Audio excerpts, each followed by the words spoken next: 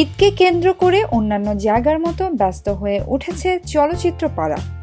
ঈদের আমেজ লেগেছে কাকরাইলে অবস্থিত প্রযোজনা প্রতিষ্ঠানগুলোতে।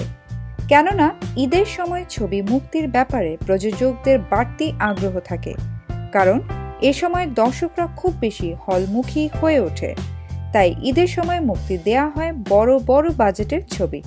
প্রতিবারের মতো এবারও বেশ কয়েকটি বিগ বাজেটের ছবি মুক্তি পেতে যাচ্ছে। ঈদে মুক্তি প্রতীক্ষিত ছবিগুলো হলো সম্রাট, শিকারী, মেন্টাল এবং বাদশা। এর মধ্যে সম্রাট, শিকারী ও মেন্টাল ছবির নায়ক শাকিব খান এবং বাদশা ছবির নায়ক কলকাতার জিৎ। সম্প্রতি এশিয়ান টিভি ঈদে মুক্তি প্রতীক্ষিত এই ছবিগুলো নিয়ে একটি দর্শক জরিপ চালায়। জরিপের প্রশ্ন ছিল, এবার ঈদের সবচেয়ে প্রতীক্ষিত সিনেমা কোনটি?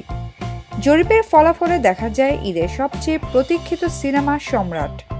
40% দর্শকের ভোট পেয়েছে সম্রাট, শিকারী 30% এবং মেন্টাল 26% ভোট পেয়েছে।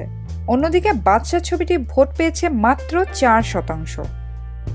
বাদশা ছবিটিতে অভিনয় করেছেন জিৎ ও নুসরাত ফারিয়া। বলা যায় শাকিবের চেয়ে জিৎ অনেকটাই পিছিয়ে রয়েছেন।